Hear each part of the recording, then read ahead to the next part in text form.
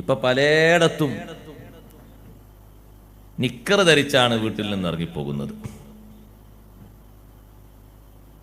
അത് നിയമപരമായിട്ട് എതിരാണ്. ഔറത്ത് മറക്കേണ്ടത് മുഴുവനും മറക്കണം. അത് ആണിനും ബാധകമാണ്. ഓവറായിട്ട് വേണ്ട, പാകത്തിന്. നിര്യാണി വിട്ട് കിടക്കുന്ന ആ രൂപത്തിലുള്ള നരകത്തിലേക്ക് പോകാൻ കാരണമാകുന്നതാകുകയും ചെയ്യരുത്. ധരിച്ചിട്ട് തായ്ഭാഗമൊക്കെ നല്ലോണം മറിഞ്ഞിട്ടുണ്ട്. മേൽഭാഗമാണെങ്കിൽ ശരിക്കും ഓപ്പണായിട്ട് ഉള്ളിൽ ധരിച്ചത് നീലയാണോ പച്ചയാണോ ചുവപ്പാണോ വെള്ളയാണോ കളറടക്കം വേർതിരിച്ചറിയുന്ന രൂപത്തിലേക്ക് ഊരക്കെട്ടിന്റെ താഴയിലേക്ക് പാൻറ് ധരിച്ചു വന്നിട്ട് മേലോട്ട് വലിച്ചാൽ അത് കയറൂല. കയറുമോ? അതാകെ അതിന്റെ അളവത്രേ ഉള്ളൂ.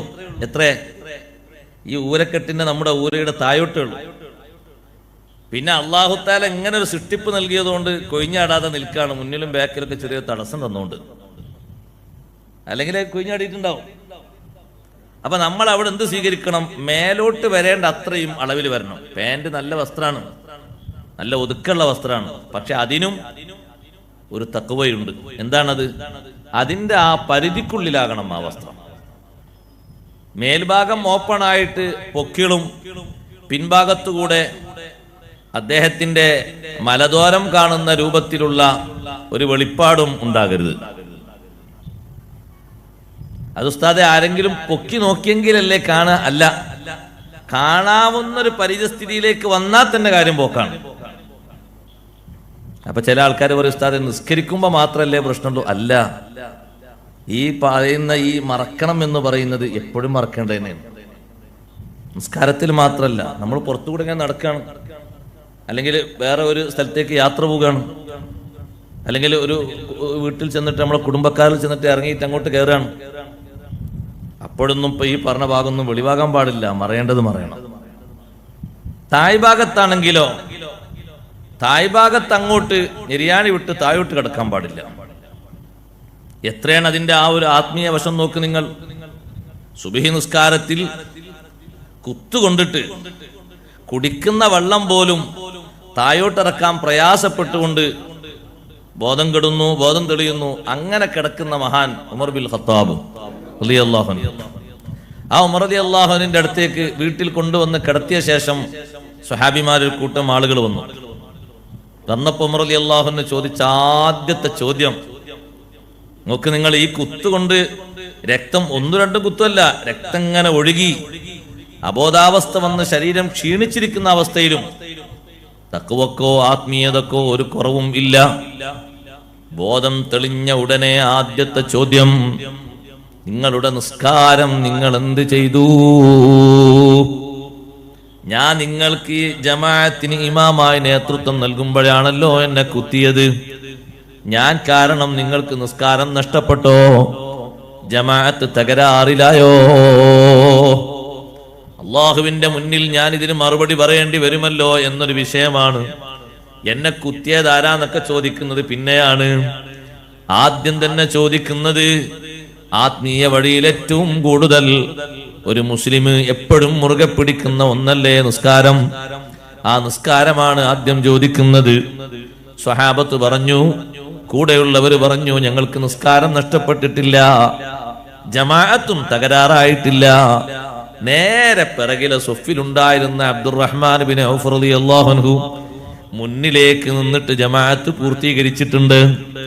അപ്പം മുഖത്ത് വല്ലാത്തൊരു പ്രസരിപ്പ് വന്നിട്ട് പറഞ്ഞു, അൽഹംദുലില്ലാഹ്. പടച്ചോന്റെ അടുത്ത് ഈ ചോദ്യം എനിക്ക് വരൂലല്ലോ എന്നുള്ള നിൽക്കണത്. ഞാനല്ലേ ഇമാമ്, ഞാൻ കാരണം ഇവരെ ജമാഅത്ത് നഷ്ടമായി പോകാൻ പാടില്ലല്ലോ. പിന്നെയാണ് ചോദിക്കുന്നത്, ആരാണ് എന്നെ കുത്തിയത്? ആ കുത്തിയത് അബൂലൂലത്ത് എന്ന് പറയുന്ന അടിമയാണ് എന്ന് പറഞ്ഞപ്പോ മഹാനവറുകൾ അതിനും പറഞ്ഞു, അൽഹംദുലില്ലാഹില്ലദീ ലം യജ്അൽ മൗതി ബിയദി മുസ്ലിം. ഒരു മുസ്ലിമിന്റെ കൈകൊണ്ട് എന്റെ മരണമാക്കിയില്ലല്ലോ. അള്ളാഹുവിന് സർവസ്തുതിയും. അതൊക്കെ പറഞ്ഞ ശേഷം ഒരു ചെറുപ്പക്കാരൻ ഉമർ ബിൻ ഖത്താബ് റളിയല്ലാഹു അൻഹു കാണാൻ വേണ്ടി വന്നു. ഇമാം ബുഖാരി റളിയല്ലാഹു അൻഹു ഉദ്ധരിക്കുന്ന വലിയൊരു ഹദീസാണ്. ഉമർ റളിയല്ലാഹു അൻഹു കാണാൻ വേണ്ടി വന്ന ചെറുപ്പക്കാരൻ കയറിയിട്ട് ഉമർ റളിയല്ലാഹു അൻഹുവിനോട് പറഞ്ഞു, നിങ്ങൾ എന്തിനു വിഷമിക്കണം? ഒന്നുകൊണ്ടും നിങ്ങൾ വിഷമിക്കേണ്ടതില്ല. എൻ്റെ നബി സല്ലല്ലാഹു അലൈഹി വസല്ലം തങ്ങളുടെ കാലത്ത് തങ്ങളോടൊപ്പം നിങ്ങൾ ജീവിച്ചു, തങ്ങൾ വഫാത്തായി പോയി. വഹുവ അൻകറാൽ, നിങ്ങളെ പൊരുത്തപ്പെട്ടിട്ടല്ലേ അള്ളാഹുവിന്റെ റസൂല് വഫാത്തായത്. ശേഷം 2 വർഷവും ചില്ലറ മാസവും അബൂബക്കർ റളിയല്ലാഹു അൻഹു ഭരിച്ചു. അപ്പോഴും നിങ്ങളെ കൂടെ എല്ലാ കാര്യങ്ങൾക്കും കൂടിക്കൊടുത്തിട്ടുണ്ട്. മഹാൻ വഫാത്തായപ്പോഴും വഹുവ അൻകറാൽ, നിങ്ങളെ പൊരുത്തപ്പെട്ട രീതിയിലല്ലേ വഫാത്തായി പോയത്. നിങ്ങൾ എന്തിനു പേടിക്കണം? ഒരുപാട് വികസനങ്ങളും പുരോഗതികളും മുമ്പ് കാലത്ത് നടപ്പിലാക്കാൻ കഴിയാത്തത് പലതും നടപ്പിലാക്കാൻ അള്ളാഹു നിങ്ങൾക്ക് ഭാഗ്യം നൽകിയില്ലേ. ഇങ്ങനെ ഒരുപാട് മുഖസ്തുതികളൊക്കെ പറഞ്ഞ് ആ ചെറുപ്പക്കാരൻ വീട്ടിൽ നിന്ന് ഇങ്ങോട്ട് ഇറങ്ങാൻ നേരത്ത് കട്ടിലിൽ കിടക്കുന്ന ഉമർ ഇബ്നുൽ ഖത്താബ് റളിയല്ലാഹു അൻഹു ഒന്ന് തലപൊക്കി. സ്വഹാബത്ത് പറയുന്നു, മഹാനവറുകളുടെ തഖ്വ, ഈമാനിക സ്പിരിറ്റ് വല്ലാത്തൊരു സ്പിരിറ്റാണ്. ഈ പോകുന്ന ചെറുപ്പക്കാരനെ വീണ്ടും മടക്കി വിളിച്ചിട്ട് പറഞ്ഞു, യാ ഗുലാം ഇർഫഅ സൗബക യാ ഗുലാം, ഓ ചെറുപ്പക്കാരാ നിന്റെ തുണിയൊന്ന് കയറ്റി ഉടുക്കൂ.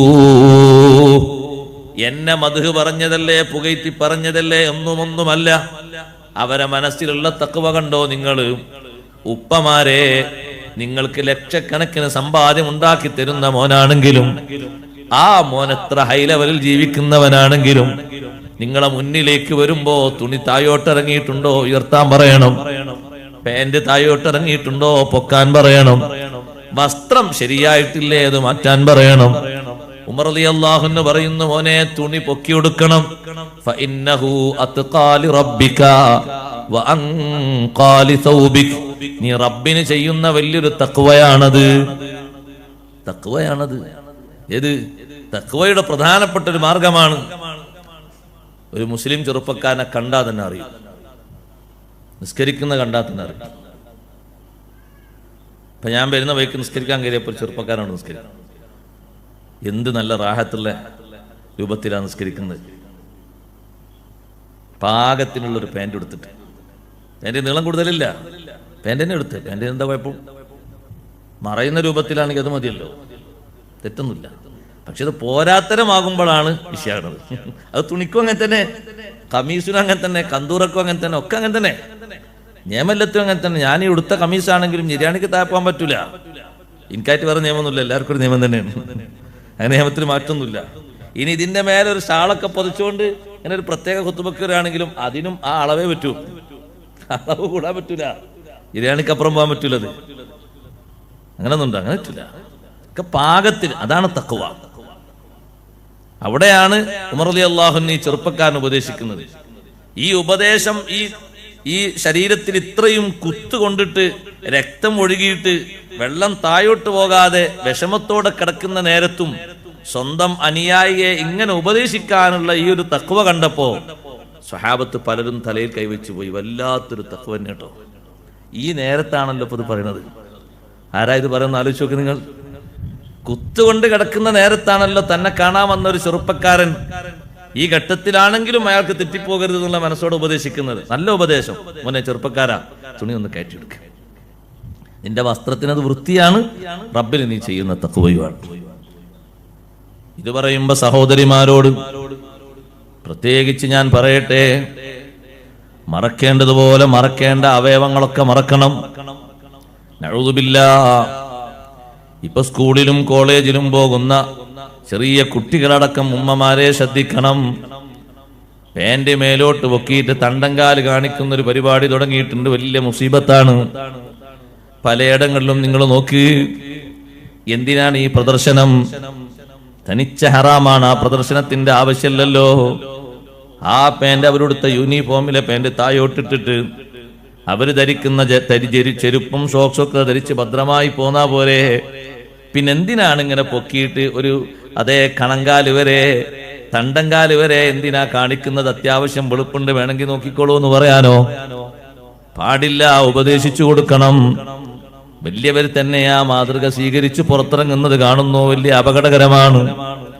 തട്ടം തോളിലൂടെ അല്ല കേട്ടോ, തലയിലൂടെ നല്ല തട്ടമിട്ട് മറക്കേണ്ട മുഴുവൻ ഭാഗങ്ങളും മറക്കണം. പർദ്ദയാണ് ധരിക്കുന്നതെങ്കിലും ആ പർദ്ദ ഒന്ന് കൈപൊക്കിയാൽ കക്ഷഭാഗം വരെ കാണുന്ന കഫായതുകൊണ്ട് ഒരു പുരോഗതിയുമില്ല. നല്ല പർദ്ദയാണ്, പക്ഷേ ഒന്ന് എവിടെയെങ്കിലും ഒന്ന് ചൊറിയാനോ ബസ്സിൽ യാത്ര ചെയ്യുമ്പോൾ മേലെ ഒന്ന് പിടിക്കോ ചെയ്താൽ താഴ്ഭാഗം വരെ ശരിയായ രൂപത്തിൽ കാണാൻ പറ്റും, ഒരു കുഴപ്പമില്ലാതെ കാണാൻ പറ്റും. ഇങ്ങോട്ട് ഇറങ്ങി വന്നതല്ലേ, കാരണം അത്രമാത്രം ലൂസാണ് ഇതിന്. അവിടെ ഫിറ്റായ രൂപത്തിൽ ധരിക്കണം. ഉമ്മു സലമ റളിയല്ലാഹു